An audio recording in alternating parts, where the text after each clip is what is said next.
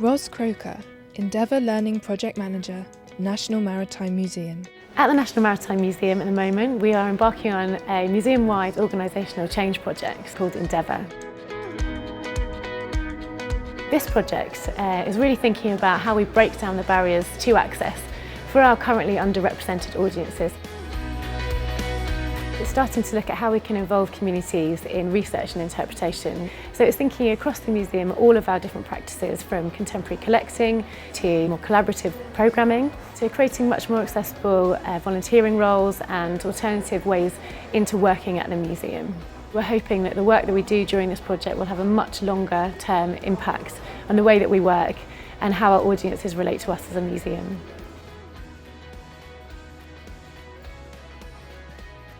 Liz Porter, artist.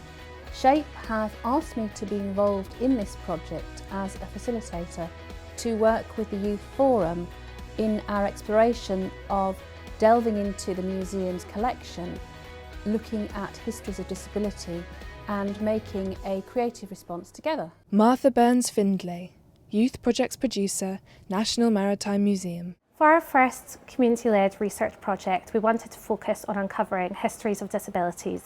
With SHAPE Art's wealth of experience and knowledge, we wanted to co-create a project in which young disabled leaders would help us to dig deeper into our collections. Here we are at the National Maritime Museum, one of the most beautiful places in London.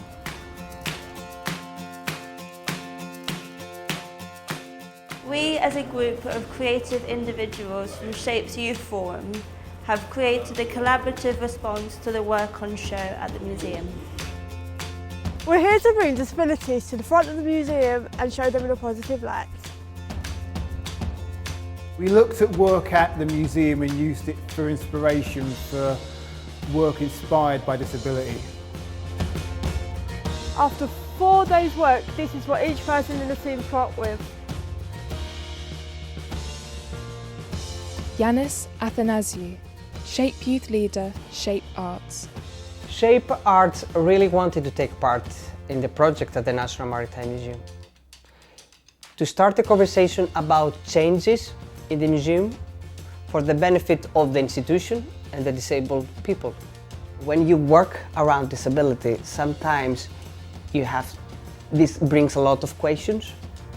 So I think we started a very good conversation that we can carry on.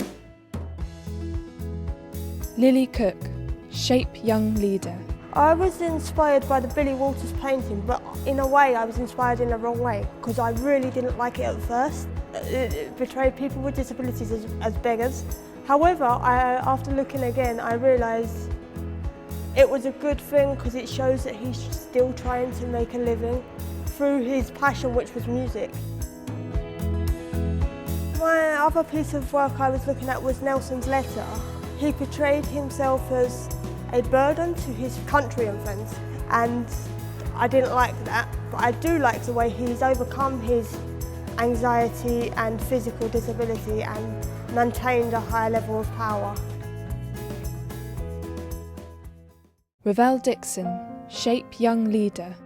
If someone did something wrong or they stood out of line, then they would be punished by being whipped with a canine tails. The weapon seems like it is an aggressive and a painful weapon to use. The sailors who were being whipped couldn't defend themselves.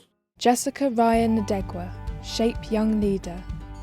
I took inspiration from the gallery of Nelson's combined knife and fork, in which I created my own creative response to that, which was 3 redesigned medical aids that I produced for my degree show.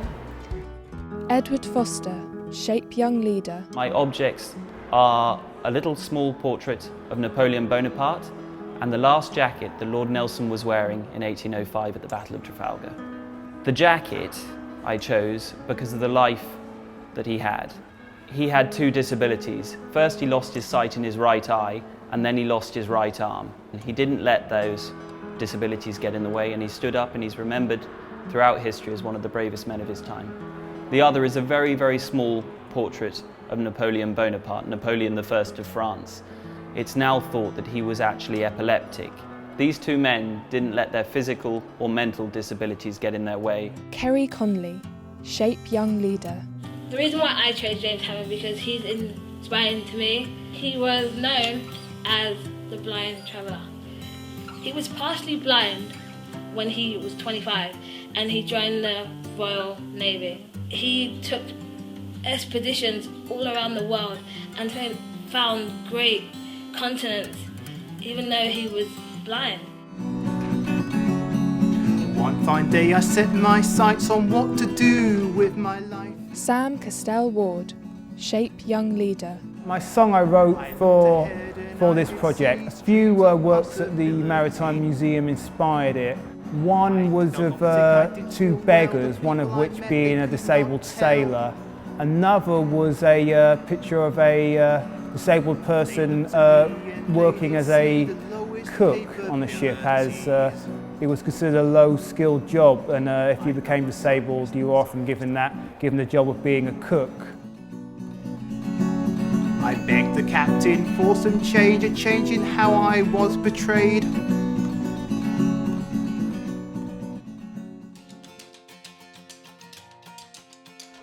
I think this project has been very inspirational and I've learnt a lot, and I think more places should do projects like this. I've enjoyed the project so much. To be able to learn how people throughout time in the Navy have had a disability and overcome it really does mean a lot. I believe the project was fantastic. We saw the young people taking part, being active, asking questions about the collections, being surprised by so many other stories they learned. Working with Shape Arts and their young people has opened up a whole range of possibilities about how we represent histories of disability within our collections. But in fact, we've only just started scratching the surface with this project. We want to continue these conversations in the future and really start to embed representation of a whole range of different types of audiences, histories and narratives within our museum.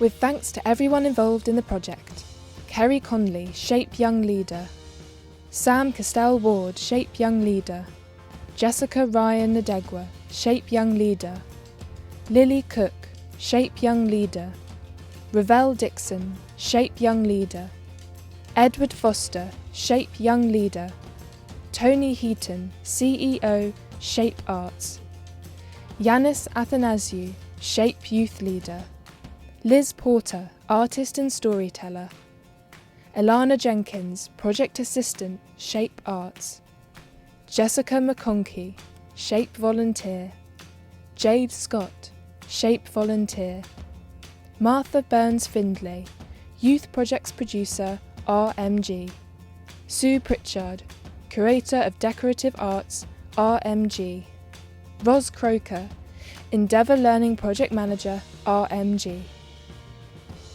The Sea of Negativity, written by Sam Castell-Ward, copyright 2016. With support from Pret a Manger, funded by Heritage Lottery Fund.